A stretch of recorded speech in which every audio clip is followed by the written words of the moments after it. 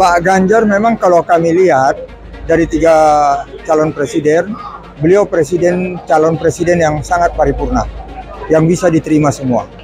Ya, yang satu diterima dengan kita udah tahu dia dengan identitasnya. Yang satu kita tahu dia seorang senior. Kita semua tahu presiden ke-7 kita Pak Joko Widodo itu orang yang sangat militan, kerja terus. Yang bisa ngimbangi hanya Ganjar Pranowo. Saya nggak ada gentarnya karena dulu periode pertama Pak Jokowi kami cuma berapa partai. Prabowo didukung oleh sekian banyak partai, kami pemenang. Ya, kalau periode kedua apalagi. Pak Ganjar, saya mohon tetap rendah hati dan mari kerja untuk rakyat Indonesia tercinta. Kader PDI Perjuangan, Basuki Cahayapurnama.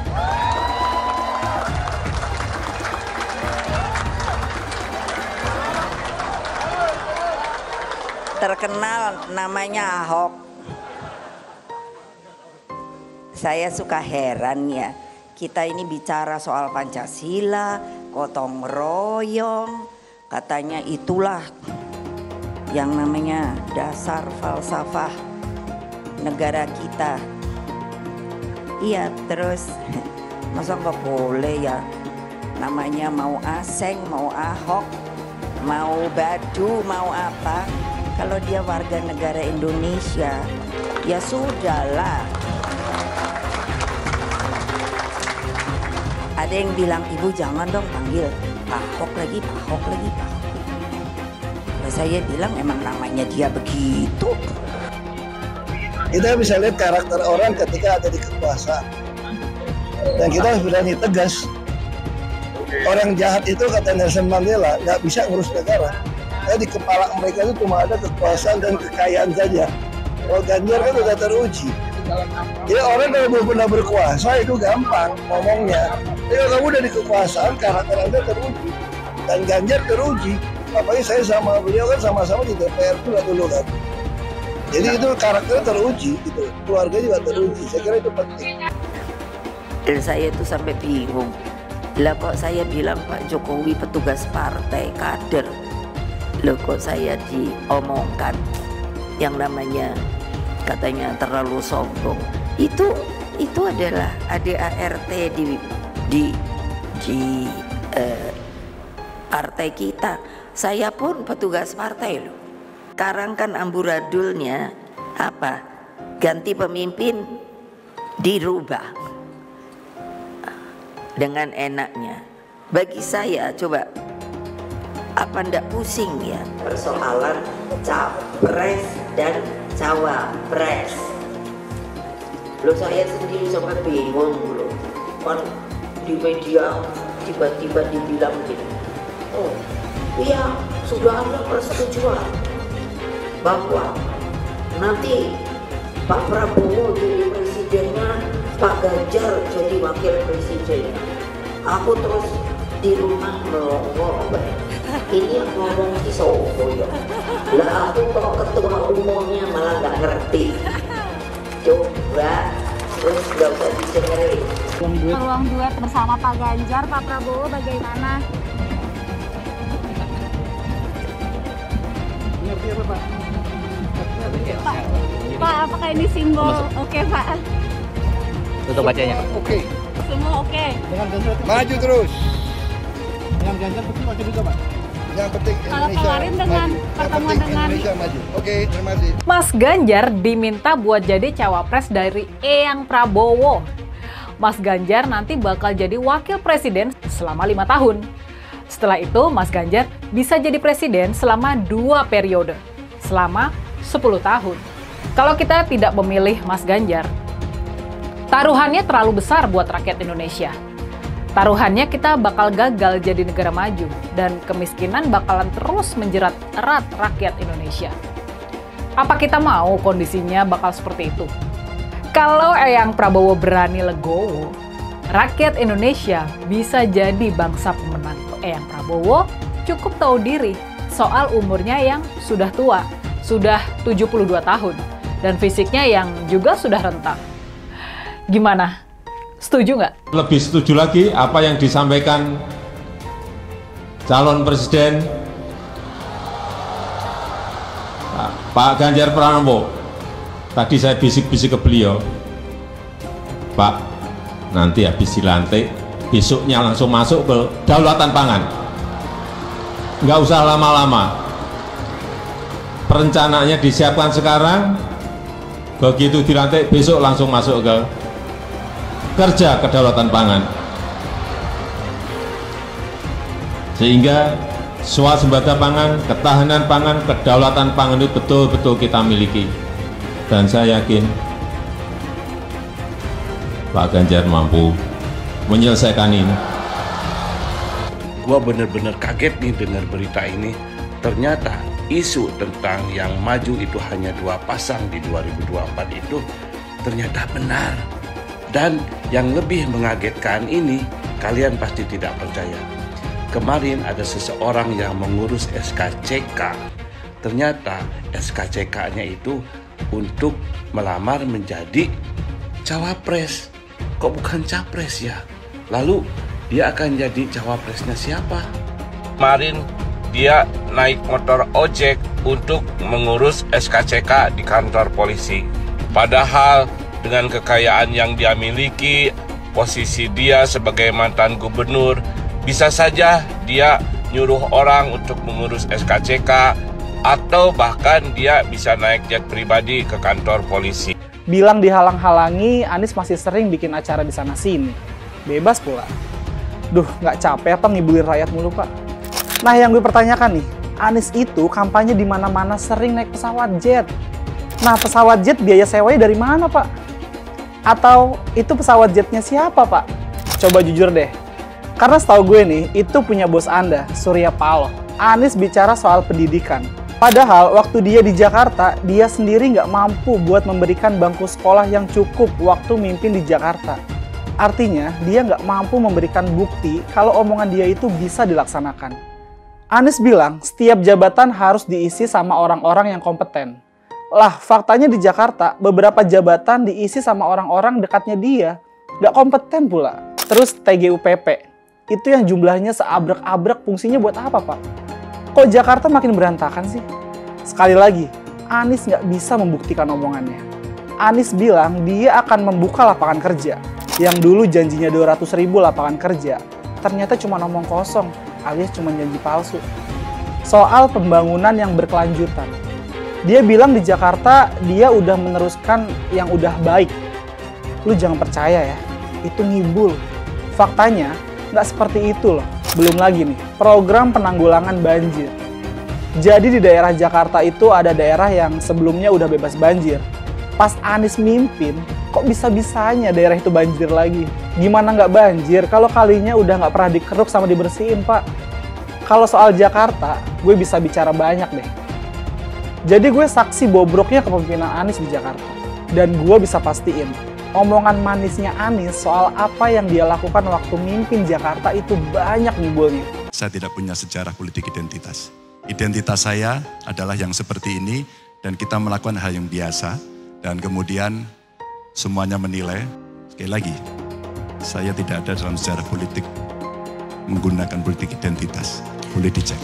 Perbedaan 3 baca pres saat refleksi. Di tempat ini, di lapangan ini, saya kelas 1 SD dan bermain sepak bola pertama kali di lapangan terbuka namanya lapangan STO. Pada waktu itu saya kelas 1 SD, sekolahnya di Sekip. Nah, tahun 89 saya berada di lapangan ini, namanya lapangan Pancasila. Menjadi mahasiswa Universitas Gadjah Mada, universitas yang saya impikan. Saya mau minta Bapak berkaca lagi. Bapak berdiri di sini, kapan lagi ngerjain Menhan kan? Bapak, saya ingin Anda berefleksi Pak Prabowo atas segala hal yang sudah Bapak lalui selama ini. Bapak jangan kemana-mana, Bapak. Refleksinya di depan kaca, Pak. Udah cukup. Jadi maksudnya Bapak di sini sambil berkaca, berbicara pada diri sendiri. Refleksi. Udah, gue kaca. Refleksi kan? Refleksi, Bapak. Sesuatu yang tidak bisa saya lupakan adalah pesan kedua orang tua saya. Kalau soal jabatan, Jar, jangan pernah kamu kejar. Kalau itu takdirmu, laksanakan dengan baik. Bismillahirrahmanirrahim. Koalisi perubahan, apanya yang mau dirubah? Jalan, nama-nama jalan, seperti kemarin yang di demo warga Jakarta. Terus nama-nama rumah sakit dirubah juga. Besok lagi nama-nama pahlawan, nama jalan sudah dirubah. Kasihan masyarakatnya kalau nama-nama jalan dirubah. Mereka yang punya sertifikat tanah kan harus ngurus lagi, harus ini lagi, harus administrasi lagi, pengeluaran uang lagi. Itu nggak dipikirin. Bisanya cuma rubah nama jalan, rubah nama airport, rubah nama rumah sakit, ya kan? Nanti lama-lama sejarah Indonesia juga akan dirubah sama ini orang, ya. Perubahan-perubahan. Wow. Ada lagi yang dirubah. Pembuangan air hujan atau banjir melalui gorong-gorong ke laut dirubah ke lubang-lubang sumur. Janji palsu dengan konsep yang penting menang dulu. Ini program yang membodohi masyarakat. Kata-kata gratis itu pada waktu itu benar-benar membius banyak pendukung Anies, sekaligus mencaci makinya ketika tahu program itu sebenarnya nggak ada. Banyak penduduk Jakarta yang merasa tertipu dengan janji manisnya Anies. Tetapi sudah terlambat, sudah terlanjur memilih yang salah. Beli rumah, uang mukanya gratis. Tetapi sesudah dia terpilih, benarkah ada program beli rumah, uang muka gratis? Nggak ada ternyata. Memilih Anies dan Imin setidaknya sudah menyelamatkan Indonesia dari kehancuran. Gus Dur saja dikudetanya, apalagi rakyat. Yang satu memang jago kata-kata, jago beretorika, nggak kelawan kalau soal kata-kata. Di sisi lain, kita sama-sama melihat yang sudah ditulis pakai tangan dia sendiri, pakai hati dia sendiri, lagi dia ingkari, apalagi hanya mengandalkan kata-kata dan janji. Pun demikian dengan janji Cak Ponimin. Gus Muhaimin memberikan program siapapun yang hamil yang ada di muka bumi Indonesia ini akan diberikan tunjangan selama hamil. Karena itu yang masih jomblo secepatnya nikah, hamil, dibiayai kehamilannya oleh Gus Muhaimin. Akan mendapatkan subsidi, akan mendapatkan tunjangan rata-rata 6 juta selama kehamilan. Gus Muhaimin dan PKB menang. Semua yang punya sepeda motor, BBM-nya kita subsidi gratis tanpa biaya. Siapa yang di sini punya sepeda motor? Tahun 2024 PKB menang, Gus Muhaimin presiden, disubsidi serendah-rendahnya harga subsidi BBM. Kalau PKB sekarang bukan PKB Gus Dur, ini PKB Caimin. Jadi beda, PKB-nya sudah beda. Jadi nggak bisa lagi menurut saya, memang masih tetap jualan nama Gus Dur, itu ada larangannya jelas sekali. Tapi ya namanya orang masih mencuri-curi, kebiasaan kayaknya mencuri-curi. Mencuri partai, sekarang mencuri gambar. Gus Dur pendiri partai, orang yang dikatakan oleh Caimin sebagai guru politiknya, malah dikudeta, apalagi rakyat. Susah kan mau milih pemimpin seperti itu nanti? Pak Prabowo hari ini adalah calon presiden dari Partai Gerindra. Saya sampaikan berkali-kali bahwa saya tidak ingin menjegal, saya tidak mau menjadi orang yang dibawa untuk berhadapan dengan Pak Prabowo dan menghentikan Pak Prabowo. Saya tidak mau. Dan saya katakan itu kepada siapapun yang datang kepada saya untuk berbicara tentang calon presiden. Yang nanti anak saya dan anak-anak saya akan ingat itu. Nah, saya tidak mau mengkhianati, menikam pada orang yang dulu sudah bekerja, membantu, dan berjuang bersama. Bapak Politik Identitas Indonesia Anies Baswedan, Bapak Intoleransi Indonesia Anies Baswedan, jangan lupakan, jangan terlena, jangan sampai dia pecahkan kita dengan dagangan ayat dan mayatnya. Air itu turun dari langit, turunnya ke atap rumah langsung sumur bor, bukan ke sungai dan ke laut. Saya mensyukuri kenapa kalah, kenapa ditahan. Saya bersyukur atas itu semua. Saya coba bayangkan ya, kalau seandainya waktu itu kita menang gitu ya, hari ini belum tentu kita bisa nikmati seperti ini. Kita bersyukur 5 tahun Tuhan izinkan kasih ke orang yang pintar ngomong untuk kerja. Coba kalau kita bayangkan gitu ya, kalau kemarin saya masih jadi gubernur, ini saya udah turun ini. Tapi yang pintar ngomong itu dikira orang hebat kan? Ini lebih berbahaya tahun 2024, langsung ketahuan karakternya. Langsung ketahuan itu. Di saya juga ada kutipan Pak di kamar saya Pak. Tulisannya, Jakarta telah mengambil keputusan yang fatal. Jangan hanya konsentrasi pada pembangunan benda-benda mati yang indah difoto dan bisa ditunjukkan dalam 5 tahun hasilnya.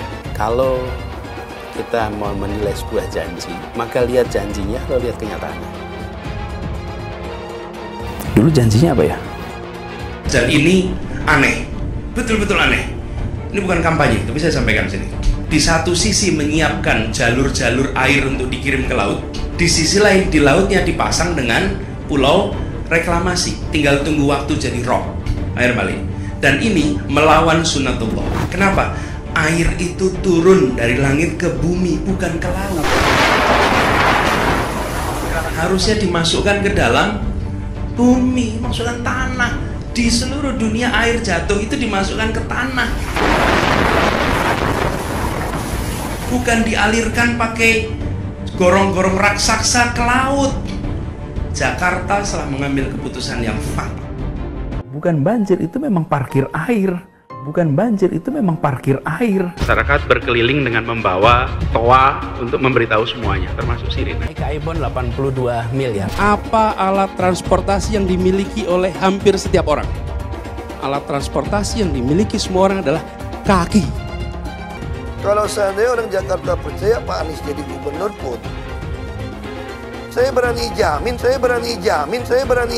kok dia akan lakukan normalisasi yang sama seperti saya lakukan kok. Gak usah bohong lah. Ketika air sampai di muara, maka siap untuk dipompa ke laut.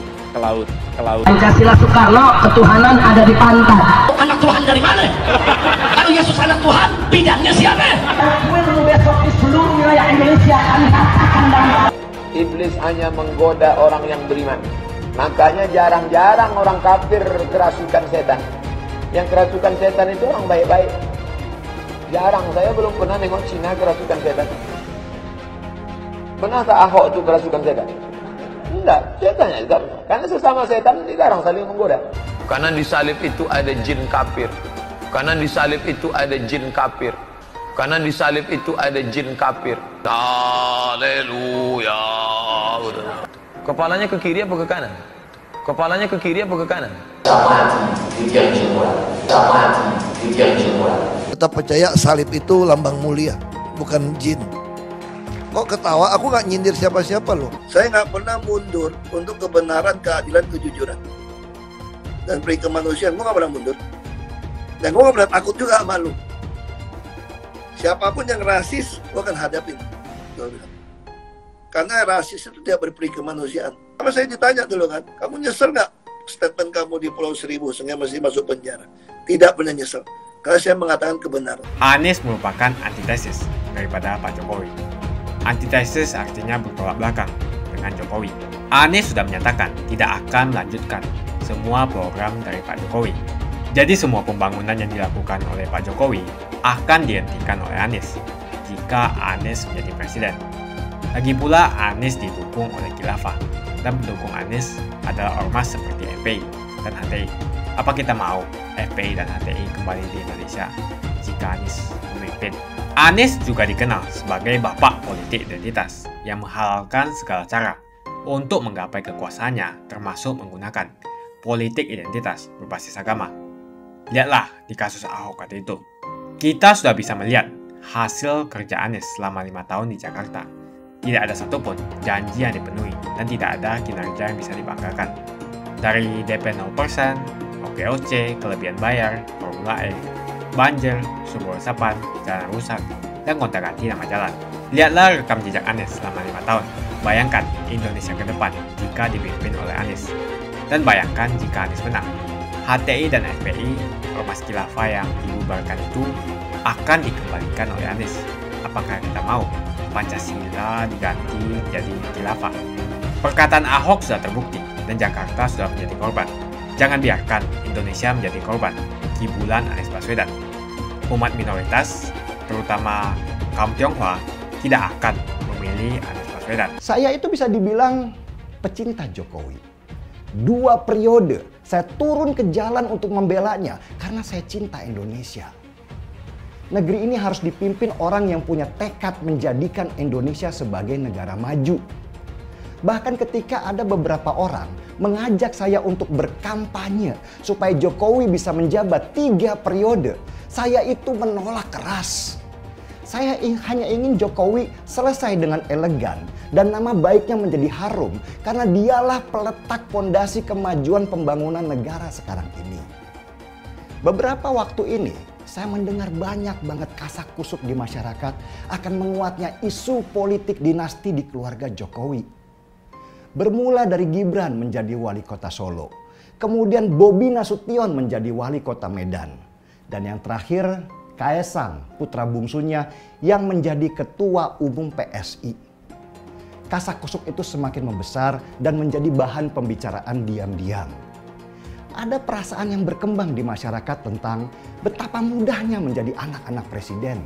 Padahal di saat yang sama, banyak anak muda lain harus berjuang sendirian tanpa bantuan nama besar ayahnya, bahkan untuk sekedar hidup saja. Dan ketika Kaesang didaulat menjadi kader, ada sebuah cerita bagus yang harus kalian dengar karena ini sejarah. Cerita ini terjadi pada tahun 1988 pada saat Presiden Soeharto masih berkuasa. Waktu itu Soeharto sedang bermain biliar di ruang pribadinya bersama seorang jenderal yang sangat dia percaya, yaitu LB Murdani. LB Murdani baru saja menyelesaikan kasus salah satu anak Soeharto yang kabarnya ditangkap di Las Vegas karena hutang judi miliaran rupiah. Nah, Jenderal LB Murdani memberanikan diri untuk bicara dengan Soeharto. Bapak Presiden, katanya, sepertinya sudah saatnya Bapak memberitahu putra-putri Bapak sendiri karena masyarakat di sana resah luar biasa dengan kelakuan mereka. Anak-anak Soeharto mendapatkan privilege di mana-mana, bahkan mendapatkan kemudahan untuk menjadi seorang menteri. Soeharto lalu berucap, seharusnya saya mendengar kata-kata Beni dulu. Dia orang yang paling saya percaya. Dan Soeharto akhirnya jatuh karena ulah anak-anaknya. Karena terlalu memanjakan mereka. Terlalu memberikan mereka kemudahan dalam bisnis dan politik sehingga membangun rasa muak yang di hati masyarakat yang semakin lama semakin membesar. 10 tahun kemudian atau di tahun 1998, rakyat Indonesia berontak. Terjadi revolusi karena muak dengan perilaku Soeharto, terutama muak dengan kelakuan anak-anak Soeharto yang menjadikan negara ini seperti kerajaan mereka. Dan saya resah membayangkan kasak kusuk yang semakin besar di masyarakat yang akan berakhir dengan kemuakan dan tudingan bahwa Jokowi dan anak-anaknya memanfaatkan fasilitas yang ada untuk membangun politik dinasti. Sama sekali tidak terlihat kerendahan hati menyikapi situasi yang ada. Atau setidaknya mundur sejenaklah. Pemaksaan, bahkan bisa dibilang pengkarbitan sedang terjadi dengan dalih demokrasi tanpa memperhatikan perasaan masyarakat banyak. Padahal dulu, kalau ingat, ketika awal-awal memimpin, jejak digital berbicara, kalau Jokowi bilang, anak-anaknya gak ada tuh yang tertarik masuk politik. Tetapi kenyataannya sekarang, semuanya menduduki posisi penting di politik tanpa kesulitan. Mudah seperti tinggal menjentikan jari saja. Dan mulailah terbangun kecurigaan bahwa Jokowi memang sengaja membangun politik dinasti. Dan kecurigaan semakin besar ketika mendengar bahwa Gibran pun sedang dipersiapkan untuk menjadi wakil presiden dengan segala cara. Termasuk memainkan hukum lewat Mahkamah Konstitusi yang terus berdebat tentang usia minimal menjadi capres dan cawapres. Tetapi semakin lama suara saya semakin lemah dalam pembelaan terhadap Jokowi. Terutama karena melihat fakta-fakta bahwa memang benar anak-anak Jokowi terlihat begitu mudah hidupnya dengan semua privilege dan fasilitas karena mereka anak-anak presiden. Pembelaan apapun dari saya dan teman-teman pecinta Jokowi lainnya semakin lemah ketika kami dibantah dengan fakta bahwa tidak ada satupun dari anak Jokowi yang memulai karirnya dari bawah. Dan Jokowi sama sekali tidak terlihat ketegasannya melarang anak-anaknya dalam memanfaatkan namanya sebagai presiden. Dan ketika Kaesang didaulat menjadi kader PSI dan hanya dalam waktu 2 hari saja tiba-tiba menjadi ketua umum PSI, sentimen negatif itu semakin menguat dan keluar dalam bentuk sindiran-sindiran halus, nyinyiran, bahkan bahan tertawaan. Privilege atau kemudahan luar biasa yang didapatkan anak-anak Jokowi dalam berbisnis dan berpolitik itu membuat banyak orang iri hati dan membanding-bandingkan diri mereka yang tidak pernah mendapatkan fasilitas-fasilitas itu. Belum selesai keresahan banyak orang melihat Kaesang begitu mudahnya menjadi ketua umum partai yang tidak mungkin terjadi tanpa campur tangan Jokowi. Sebentar lagi orang mungkin akan dipertontonkan begitu mudah menjadi wakil presiden hanya karena dia anak Jokowi. Spanduk dan baliho sudah tersebar di mana-mana dengan tagar Gibran Cawapres 2024. Simpul relawan juga dibangun dan dikasih nama Kami Gibran.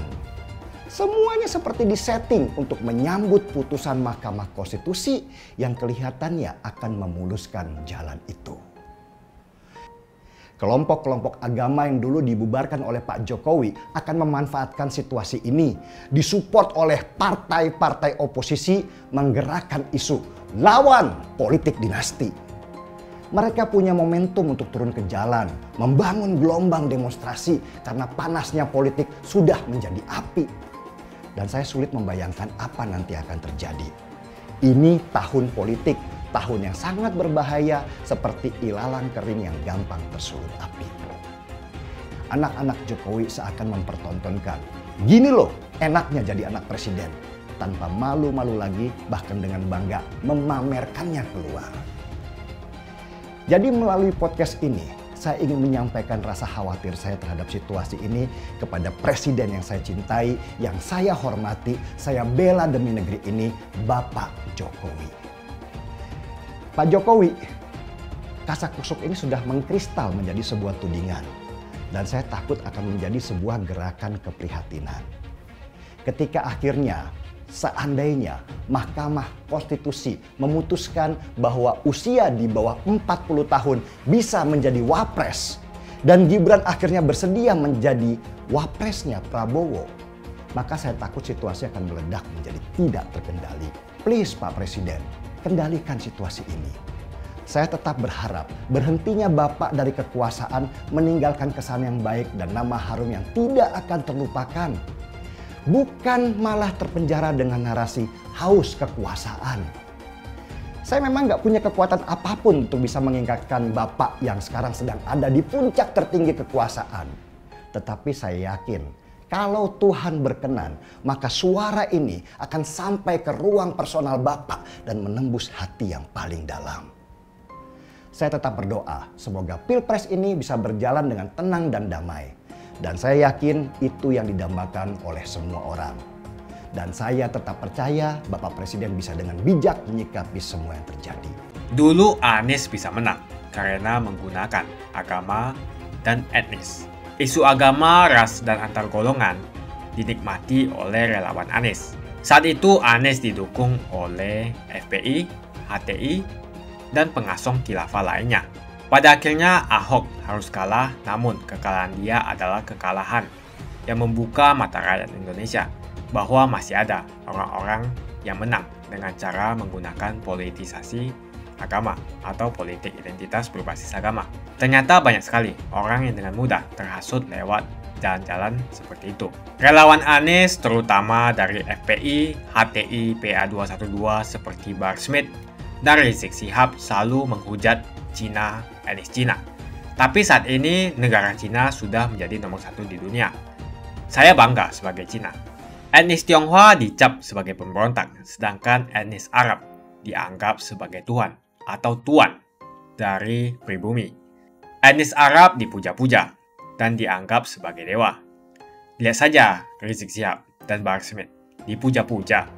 padahal mereka mengujar kebencian. Pengasong khilafah seperti Rizik Syihab, Bahar Smith, dan teman-teman, mereka hanya buat gaduh di Indonesia. Sedangkan negara yang mereka sanjung-sanjung itu, Arab Yaman, masih belum maju dan masih terbelakang. Saya percaya Indonesia dengan mayoritas pribumi juga akan menjadi negara maju. Seharusnya Arab Yaman belajar dari negeri Cina. Seperti kata kitab suci, belajarlah sampai ke negeri Cina. Anies dan juga pendukung Anies seperti Rizik Syihab, Bahar Smith, dan kelompok-kelompok HTI dan FPI harus belajar ke negeri Cina supaya tidak lagi melakukan kelebihan bayar. Yang jelas saya memilih pribumi, bukan yang dari Yaman. Ganjar jelas pribumi, nasionalis, dan pasti akan melanjutkan visi dan misi dari Pak Jokowi. Suara Ahok merepresentasi warga minoritas, dan etnis Tionghoa mendukung Ganjar Pranowo. Ahok pasti akan mendukung Ganjar, karena Ahok anti radikalisme. Ahok yang jelas tidak akan mendukung Anies Baswedan, karena Anies Baswedan didukung oleh kelompok khilafah, HTI, dan FPI, ormas terlarang itu. Anies merupakan antitesis daripada Pak Jokowi, dan diragukan kenasionalisannya, apalagi pribumiannya. Antitesis artinya bertolak belakang dengan Jokowi. Anies sudah menyatakan tidak akan melanjutkan semua program dari Pak Jokowi. Jadi semua pembangunan yang dilakukan oleh Pak Jokowi akan dihentikan oleh Anies jika Anies menjadi presiden. Lagi pula Anies didukung oleh khilafah, dan pendukung Anies adalah ormas seperti FPI dan HTI.